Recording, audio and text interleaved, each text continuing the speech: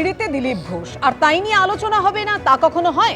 একেবারে আইনি ও বৈদিক মতে বিয়ে করছেন দিলীপ ঘোষ। আর কিছুক্ষণের অপেক্ষা, যখন 4 হাত 1 হতে চলেছে, সেই রেজিস্ট্রি প্রস্তুতি এখন কোন পর্যায়ে? আমাদের সঙ্গে আমাদের 2 প্রতিনিধি রয়েছেন, কিন্তু তার আগে দিলীপ ঘোষের সাজ আপনাদের সামনে, একেবারে বর বেশে সাজ, সেই ছবি আপনাদের সামনে রাখবো। পাত্রীর সাজি বা কেমন দেখো।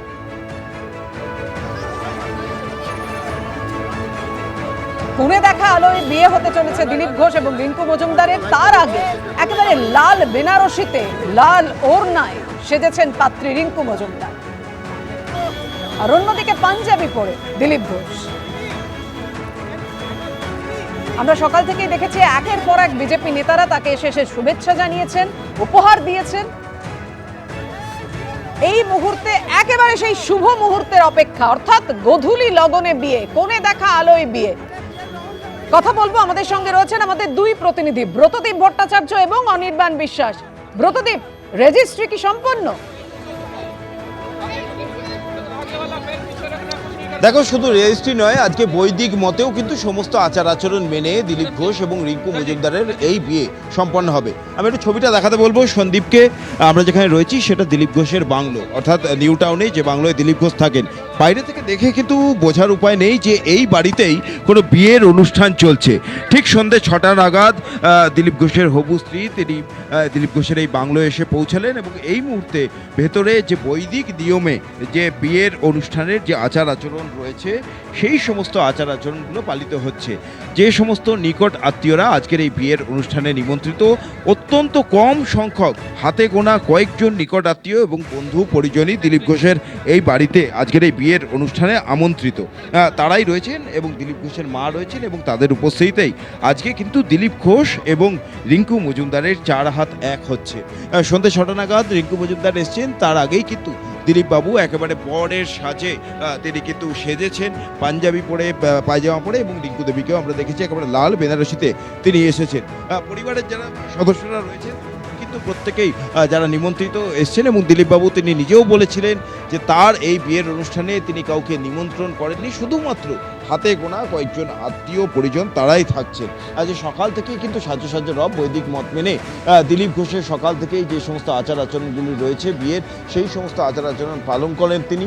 তারপর সন্ধ্যেবেলায়, সন্ধ্যের কিছু আগেই রিঙ্কু মজুমদার তিনি এসে পৌঁছেছেন। এবং একদম, তুমি রিঙ্কু মজুমদারের এসে পৌঁছানোর কথা বলছিলে। রিঙ্কু মজুমদার যখন এসে পৌঁছলেন নিউ টাউনে দিলীপ ঘোষের বাংলোয়, সেই সময় রিঙ্কু মজুমদার অর্থাৎ পাত্রী, তিনি দিলীপ ঘোষ হাজবেন্ডকে কত নাম্বার দিচ্ছেন, কিভাবে রাখছেন, সব মিলিয়ে তার নিজের অনুভূতির কথা কি শেয়ার করলেন আমাদের প্রতিনিধির প্রতিবেদন।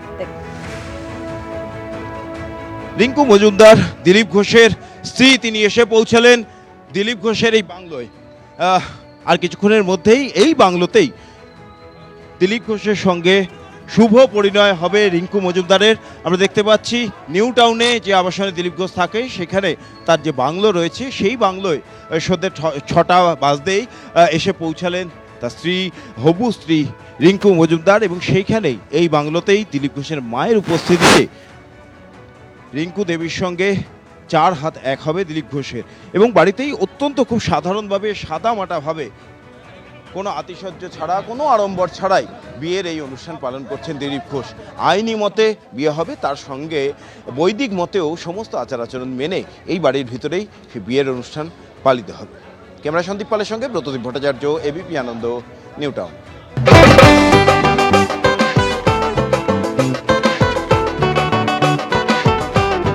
খুব এক্সাইটেড, খুব এক্সাইটেড, খুব এক্সাইটেড। খুব ভালো লাগছে, খুব ভালো লাগছে। উনি আমার উপরে স্বাধীনতা দিয়ে দিয়েছে, খুব ভালো লাগছে। বাবা, আমি খুব ভালো লাগলো যে মুখ্যমন্ত্রী আমাদেরকে শুভেচ্ছা জানিয়েছে। হ্যাঁ, আমরাও আমার উড বি হাজব্যান্ড এবং আমি, আমাদের তরফ থেকে ওনার কাছে বক্তব্য, উনি একটু রেকটিফিকেশন যদি করে নেন তাহলে ভালো হয় পশ্চিমবঙ্গবাসীর জন্য। বাহ, ধন্যবাদ, ধন্যবাদ।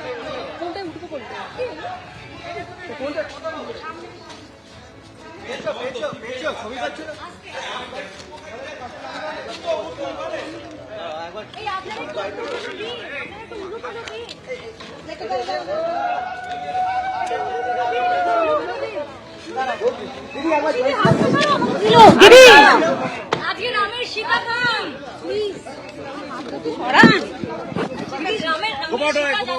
হ্যাঁ রামের সীতা যাচ্ছে এক্স্যাক্টলি ওকে দিদি কাজটা দিদি কাজটা নাবে আমি হাত কাটে চলো চলো হয়ে যাবে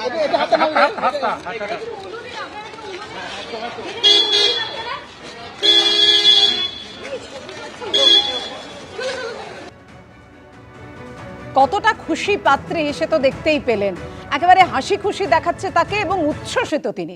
দিলীপ ঘোষ আদ্যপান্ত রাজনীতিবিদ এবং তিনি একেবারে কাঠখোট্টা মানুষ, সেটা আমরা শুরু থেকেই দেখে এসেছি। এবং দিলীপ ঘোষ নিজে বলেন যে আমাকে নিয়ে বিতর্ক হবে না তা কখনো হতে পারে। আমি চলে যাব আমাদের অপর প্রতিনিধি অনির্বাণ বিশ্বাসের কাছে। অনির্বাণ, বারবার কথা হচ্ছে দিলীপ ঘোষকে নিয়ে, কিন্তু এই মুহূর্তে দেখো আলোচনা দিলীপ ঘোষের বিয়ে এবং সেই বিয়েতে কারা কারা এসে উপস্থিত হয়েছেন, কাদের কাদের তোমার নজরে কারা কারা পড়লো, তুমি কাদেরকে দেখতে পাচ্ছ?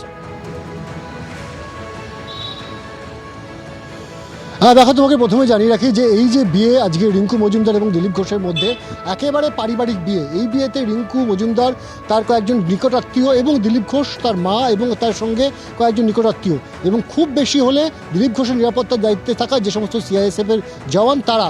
এর বাইরে উপস্থিত শুধু বলতে একজন পুরোহিত যিনি বৈদিক মন্ত্রে তিনি পুজো বিয়ে দেবেন দুজনের মধ্যে, এবং তার পাশাপাশি ম্যারেজ রেজিস্টার। এই হচ্ছে আজকের মোট নিমন্ত্রিত সংখ্যা এবং সব মিলিয়ে সংখ্যাটা 30-এর মধ্যে সীমাবদ্ধ, এমনটা কিন্তু আমরা জানতে পেরেছি। এবং সকাল থেকে আমরা দেখেছি যে পার্টির কাউকেই কিন্তু দিলীপ ঘোষ তিনি কিন্তু নেমন্তন্ন করেননি এবং তিনি কিন্তু পরিষ্কার জানিয়েছেন যে এটা একেবারে পারিবারিক একটি বিয়ে এবং নিকট আত্মীয়দেরকে নিয়েই এই বিয়ের বিষয়টি সম্পন্ন হবে। ফলত সকাল থেকে আমরা দেখেছি সুকান্ত মজুমদার থেকে শুরু করে আরও কেন্দ্রীয় নেতৃত্ব যারা শহরে রয়েছেন উপস্থিত তারা এসেছিলেন। সর্বশেষ রাহুল সিনহা, শ্রমিক ভট্টাচার্য তারাও এসে ঘুরে গিয়েছেন। এমনকি মাননীয় মুখ্যমন্ত্রী মমতা বন্দ্যোপাধ্যায়ের তরফে কিন্তু শুভেচ্ছা বার্তা সেটাও কিন্তু এসে পৌঁছেছে। ফলত একেবারে ঘরোয়া আবহে একটা বিয়ে করতে চলেছেন দিলীপ ঘোষ এবং তিনি কিন্তু নিজেও আমাদের প্রতিনিধিদের কাছে জানিয়েছেন যে এটা শুধুমাত্র আজকের জন্য তিনি অবসর নিয়েছেন আজকের কাজ থেকে। আগামীকাল থেকে তিনি কিন্তু ফের তার যে ডেলি রুটিন আছে সেই রুটিনের মধ্যে তিনি চলে আসবেন। ফলত তার কাছে কিন্তু এই বিয়ের বিষয়টি নিয়ে আমরা যখন জানতে চেয়েছিলাম যে কীভাবে বিয়ের বিষয়টা আপনি এগোলেন, কারণ আপনি তো বারবারই বলতেন যে আপনি বিয়ের বিষয়ে খুব একটা আগ্রহী নন বা বিয়ে আপনি কখনো করবেন এমন কখনো ভাবেননি। ফলত তার যেটা বক্তব্য ছিল যে তিনি কিন্তু কখনো বিয়ে করবেন এমনটা তিনি নিজের পরিকল্পনাতেও ছিল না। কিন্তু কয়েক মাস আগে তার কাছে কিন্তু রিঙ্কু মজুমদারের তরফে একটা প্রস্তাব আসে এবং সেই প্রস্তাবের জন্য কিন্তু দিলীপ ঘোষ বেশ কিছু দিন কিন্তু সময় নিয়েছিল ভেবে দেখার। এবং পরবর্তী সময়ে দিলীপ ঘোষের বাড়িতেও কিন্তু তার মায়ের তরফে একটা চাপ বরাবর ছিল যে দিলীপ তিনি কিন্তু বিয়ে করছেন না। ফলত তার মায়ের একদিকে চাপ, অন্যদিকে রিঙ্কু মজুমদারের তরফে এই প্রস্তাব, এই সব মিলিয়ে কিন্তু রাজনীতিবিদ দিলীপ ঘোষ তিনি কিন্তু সিদ্ধান্ত নেন যে এবার কিন্তু বিয়ের পিঁড়িতে তিনি বসবেন। আর সেই মোতাবেক বিয়ের পিঁড়িতে তিনি বসবেন, আইনি এবং বৈদিক মতেই বিয়ে করছেন দিলীপ ঘোষ। কিন্তু দিলীপ ঘোষ বিয়ের আগে আদৌ কি টেনশনে রয়েছেন এবং এই বিয়ে নিয়ে তার নিজের কি অনুভূতি, কি বলেছেন দিলীপ ঘোষ একান্ত সাক্ষাৎকারে এবিপি আনন্দকে?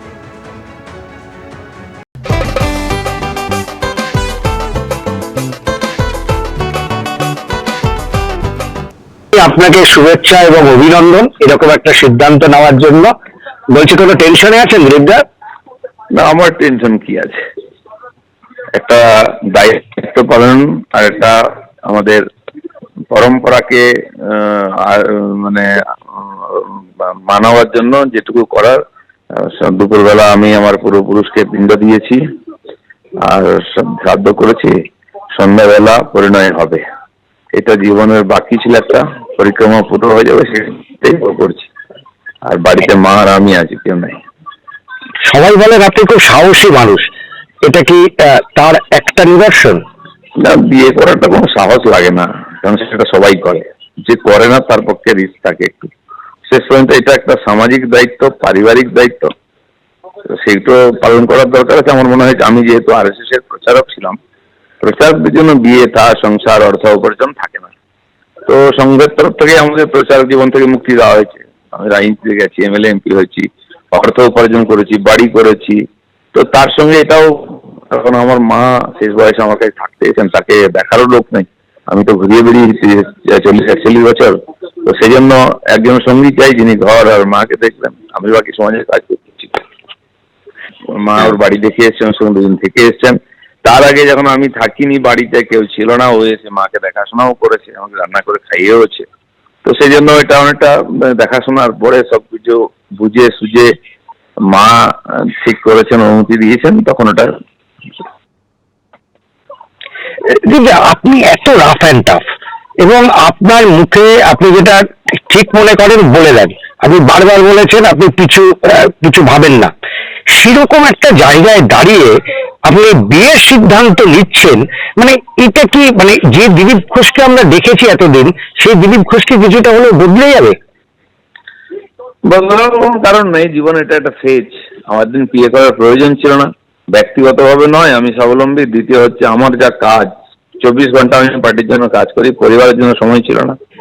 তো এখন কিছু বাধ্যবাধকতা, মার কাছে আমি সারা জীবন থাকিনি, 7 বছর 6 বছর ছেড়ে গেছিলাম, উনি আমার কাছে থাকতে এসছেন। আর যখন আমার জটিল সময়, কঠিন সময়, তখন এসছেন জুলাই মাসে, তখন থেকে আছেন। এখন আমি কাজ করছি, যে কাজ করতে চাই, তাহলে ওনাকে একটু নেগলেক্ট করা হয়ে যাবে। সেই জন্য, আর যিনি দায়িত্ব নিয়েছেন তিনি জেনে শুনে তিনি আমার কাছে বলেছেন এসে, তখন আমি ইয়েস করেছি মাত্র।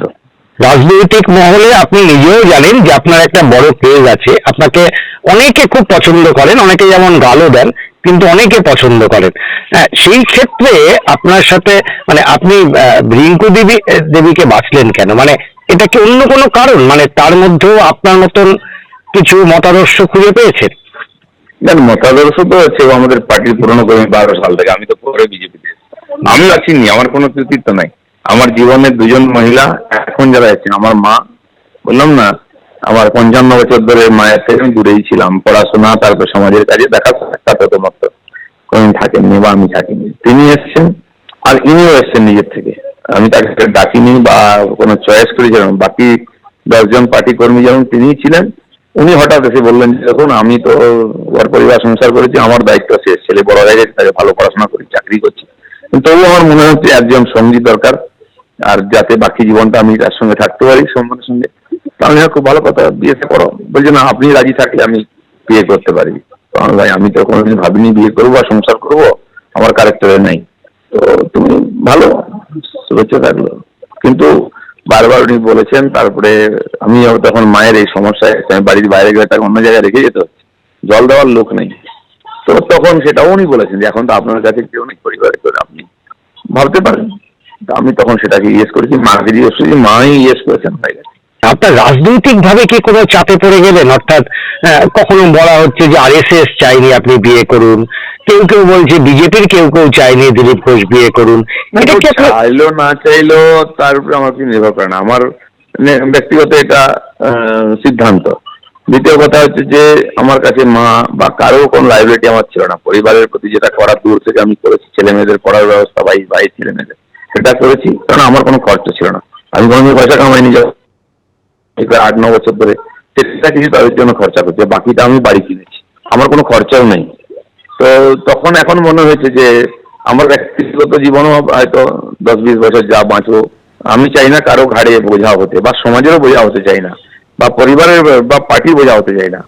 সেই জন্য একজন সঙ্গী থাকবে, আর দায়িত্ব আমার, সেই আমার দায়িত্ব নয় এটা। দ্বিতীয়, আমার মা এখন 84 বছর বয়স, তাকে দেখার একটা লোক আছে। আমি যদি দেখতে যাই, তাহলে আমি যে কাজ করছি করতে পারবো না, আমার মিশন হ্যাম্পার হয়ে যাবে। সেই জন্য এই সিদ্ধান্ত নিয়েছি, বাস একদিনের ব্যাপার, কাল থেকে আবার পার্টি চাইছে।